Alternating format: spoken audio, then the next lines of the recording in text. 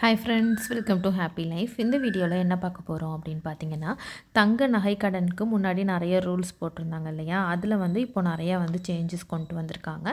என்னென்ன சேஞ்சஸ்லாம் இருக்குது அப்படின்றத இந்த வீடியோவில் பார்க்கலாம். இதெல்லாம் எப்போயிலேருந்து அப்ளிகபிள்னு பார்த்தீங்கன்னா, April 1, 2026 அதாவது மார்ச் 2026 இந்த ஃபினான்ஷியல் இயர் முடியும் இல்லைங்களா, அதுக்கப்புறம் இதெல்லாம் இம்ப்ளிமெண்ட் பண்ண போகிறதா சொல்லியிருக்காங்க. இப்போ முன்னாடி நம்ம நகை வச்சுருக்கும் பொழுது நகைக்கு 1 இயர் முடிஞ்சதுக்கப்புறம் ஃபுல் அசலையும் கட்டி வட்டியும் கட்டி மீட்டுட்டு திரும்ப புதுசாக வைக்கிற மாதிரி தான் இருக்கும் அப்படின்னு சொல்லியிருந்தாங்க.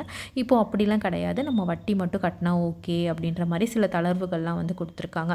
ஏன்னா நிறைய பேர் அதுக்கு எகெயின்ஸ்டாக சொல்லியிருந்தாங்க. அதனால் மாற்றி செட் பண்ணியிருக்காங்க ரூல்ஸை. முன்னாடி என்ன சொல்லியிருந்தாங்கன்னா, லோன் வேல்யூவில் 75,000 தான் லோன் கொடுப்போம் 8 அப்படின்னு சொல்லியிருந்தாங்க. இப்போ பார்த்திங்கன்னா, அதாவது 10,000 இப்போ 1 கிராம் விற்குது கோல்டோட ரேட் அப்படின்னா, அதில் நமக்கு 7,500 தான் கொடுப்போம் அப்படின்னு சொல்லியிருந்தாங்க. இப்போ 85% வரைக்கும் கொடுக்க சொல்லியிருக்காங்க. இந்த ரூல் பார்த்திங்கன்னா அப் டு 2.5 lakhs வரைக்கும் நம்ம லோன், அதாவது 2.5 லட்சம் வரைக்கும் நீங்கள் கடன் வாங்கினீங்க அப்படின்னா இந்த 85% வரைக்கும் நீங்கள் இருக்கிற கோல்டுக்கு உங்களுக்கு கொடுக்கலாம் அப்படின்னு சொல்லியிருக்காங்க.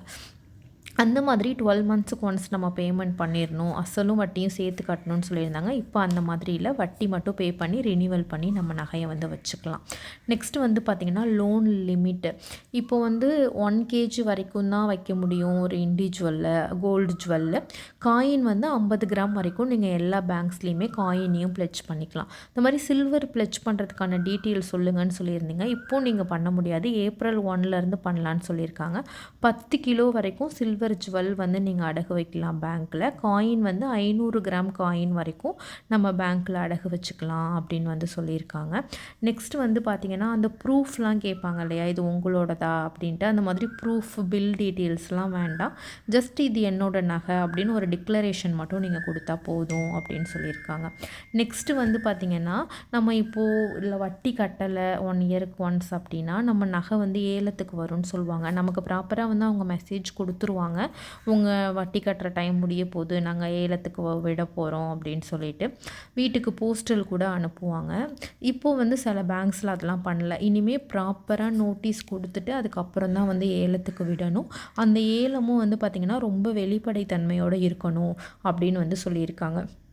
அந்த மாதிரி ஏலம் விடும் பொழுது இப்போ 10,000 நகைன்னா அது ஒரு 5,000 6,000க்கு விட்டு உள்ளே இருக்கிறவங்களே எடுத்துக்கிற மாதிரி இல்லாமல் ப்ராப்பராக ஏலம் விடணும் அப்படின்னு சொல்லியிருக்காங்க. அதாவது ஒரு கோல்டோட வேல்யூலேருந்து 90% வரைக்கும் ஏலம் விடணும். 3 டைம் ஏலம் விட்டதுக்கு அப்புறமும் யாரும் அந்த ஏலம் எடுக்கிறவங்க 90%க்கு ஒத்துக்கலை அப்படின்னா மட்டும் மேபி அதை ஒரு 85%ஆக குறைக்கலாம். அதுக்கு கம்மியான மதிப்புக்கு நகையை ஏலம் விடக்கூடாது அப்படின்னு சொல்லியிருக்காங்க. முன்னாடிலாம் பார்த்திங்கன்னா ஒரு வெளிப்படைத்தன்மையே இருக்காது. பேங்க்கில் ஏலம் விடுறனாக உள்ளே இருக்கிறவங்களே அப்படியே கம்மியான மதிப்பு போட்டு எடுத்துப்பாங்க. அந்த மாதிரி இல்லை. அந்த மாதிரி அந்த கடன் தொகை இருக்கு இல்லையா, நம்ம வச்ச நகை ப்ளஸ் நகை வச்சுட்டு வாங்கின அமௌண்ட் ப்ளஸ் வட்டி இருக்கு இல்லையா, அந்த அமௌண்ட் போக ஏலத்தில் எவ்வளோ அமௌண்ட் எக்ஸஸாக இருக்கோ அதை கடன் வாங்கினவங்களுக்கு கொடுக்கணும் அப்படின்னு சொல்லியிருக்காங்க. அதே மாதிரி நம்ம நகையோட வட்டிக்கு பணம் கட்டினதுக்கு அப்புறமா அவங்க 7 டேஸ்க்குள்ளே பேங்க்கில் இருக்கிறவங்க நமக்கு அமௌண்ட் கொடுக்கணும். 7 டேஸ்க்கு அப்புறம் கொடுக்கலன்னா பெர் டேக்கு 5,000 rupees அவங்க ஃபைன் போட்டு நமக்கு கொடுக்கணும். இந்த ரூல் மட்டும் அப்படியே இருக்குது. இது எல்லாமே பார்த்திங்கன்னா April 1, 2026 ஸ்டார்ட் ஆகுது. ஸோ இந்த ரூல்ஸ்லாம் இதுதான் எனக்கு தெரிஞ்ச அளவுக்கு சேஞ்ச் ஆகிருக்கு. இப்போது நான் போய் சில்வர் அடகு வைக்க முடியுமான்னு கேட்டிங்கன்னா இப்போ இல்லை, April 1 நீங்கள் வச்சுக்கலாம். இந்த மாதிரி தளர்வுகள்லாம் RBI கொடுத்துருக்காங்க. இது கொஞ்சம் ஓகேவாக இருக்கிற மாதிரி தான் தோணுது. இந்த வீடியோ உங்களுக்கு யூஸ்ஃபுல்லாக இருந்துச்சு அப்படின்னா சேனலை சப்ஸ்கிரைப் பண்ணாதவங்க சப்ஸ்கிரைப் பண்ணிக்கோங்க. தேங்க்யூ.